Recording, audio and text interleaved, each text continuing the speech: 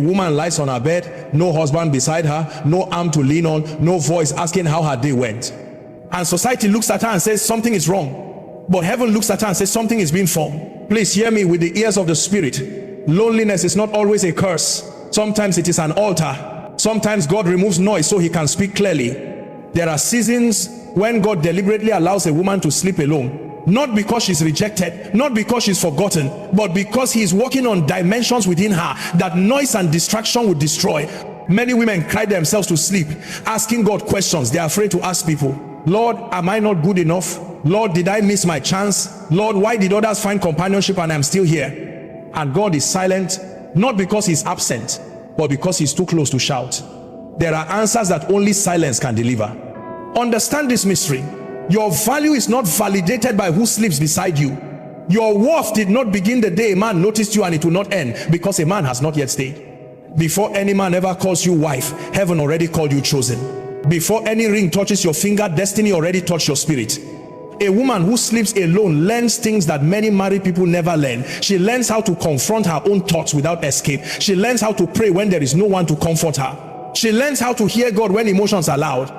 She learns how to stand when there is no shoulder to lean on. And these lessons, as painful as they are expensive.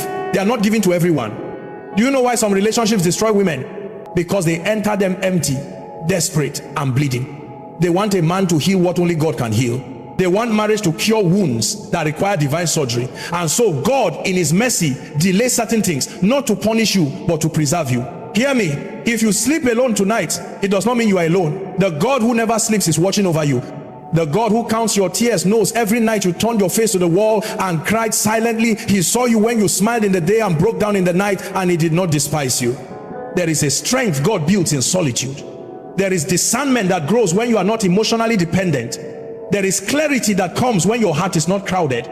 Some women would have married the wrong man if God did not allow them to be alone long enough to heal, to mature, to see clearly. Do not rush your season because of pressure. Do not accept less because you are tired of waiting. Loneliness is painful, yes, but wrong companionship is destructive. One breaks the heart slowly, the other shatters destiny. And God loves your destiny too much to hand it over cheaply.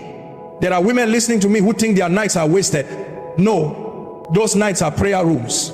Those tears are seeds. That silence is training. God is teaching you how to be whole before you are joined to another. He is teaching you how to find joy without dependency, peace without permission, identity without validation. A woman who has learned to sleep alone without bitterness becomes dangerous in the spirit. She cannot be easily manipulated. She cannot be easily broken. She does not beg for love. She discerns it. She does not cling to attention. She attracts honor. She knows her worth because God revealed it to her in secret places. So if you are that woman tonight, do not curse your bed. Do not despise your room. Do not envy another woman's story. God is writing yours carefully. When the right season comes, you will not enter marriage as a victim looking for rescue, but as a whole woman bringing value, strength, wisdom, and peace.